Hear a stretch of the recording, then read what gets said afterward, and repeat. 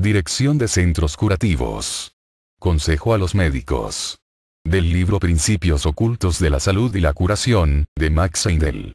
Si pudiéramos obtener letras de fuego que dejarán su marca indeleble en la conciencia del lector, no ahorraríamos esfuerzo alguno para conseguirlas con el propósito de prevenir a los estudiantes sobre ciertos puntos relacionados con la práctica de la astrología médica, a saber, nunca se le comunique al paciente hecho alguno desalentador. Nunca se le prevenga cuando van a sobrevenir las crisis. Nunca se le pronostique una enfermedad para un tiempo determinado. Nunca jamás se pronostique la muerte. Es un grave error, casi un crimen, decirle a un enfermo algún hecho desalentador, porque lo priva de la fortaleza que es indispensable para facilitar su restablecimiento. También es un error sugerirle una enfermedad a una persona sana, porque entonces se concentra su pensamiento en una enfermedad dada en un tiempo determinado, y esa sugestión por sí sola puede provocar el mal. Es un hecho conocido que la mayoría de los estudiantes en las facultades de medicina sienten los síntomas de todas las enfermedades que estudian y sufren grandemente a consecuencia de la autosugestión. Pero la idea de una enfermedad inminente, sugerida por una persona en quien la víctima tenga mucha fe, es muchísimo más peligrosa.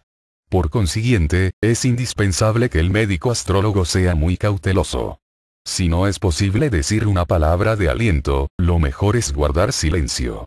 Esta advertencia adquiere una importancia mucho mayor cuando los pacientes tienen a Tauro o Virgo ascendiendo, o bien si el Sol o la Luna están en esos signos. Estas posiciones predisponen al ánimo a concentrarse en la enfermedad, a veces en la forma más inconveniente. Los hijos de Tauro temen la enfermedad casi como maniáticos, y todo pronóstico en ese sentido es fatal para su naturaleza. Los de Virgo hacen la corte a su propia enfermedad, para ganarse la simpatía de los demás, y aunque simulen ansiar su restablecimiento, en realidad se gozan en sus dolencias y en profundizarlas hasta donde puedan. Siempre dicen que pueden afrontar el conocimiento y que éste los ayudará. Pero si el médico se deja convencer por sus palabras y les expresa la verdad, verá que se marchitan como una flor. Estas personas son siempre las más difíciles de socorrer y hay que tomar las medidas necesarias para evitar indiscreciones que agraven sus dolencias.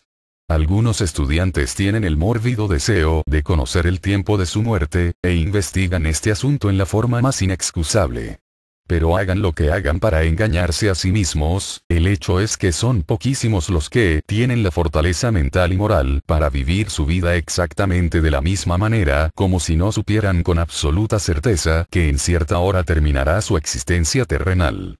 Este es uno de los puntos más sabiamente ocultos, hasta que somos capaces de ver en ambos lados del velo, y cometemos siempre un error al tratar de descubrir este pronóstico en nuestro horóscopo.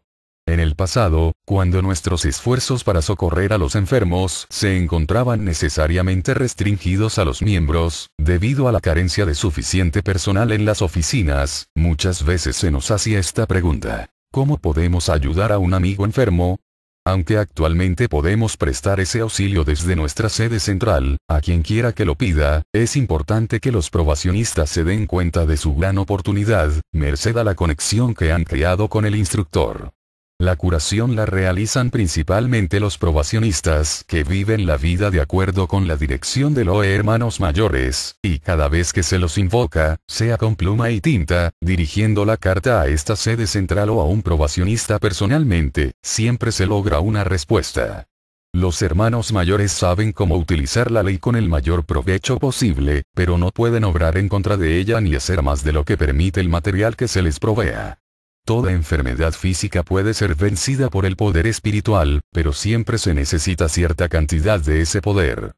Es una simple ley física, que es necesario reunir cierto número de carbones, apilados convenientemente, con suficiente oxígeno, para poder hacer fuego.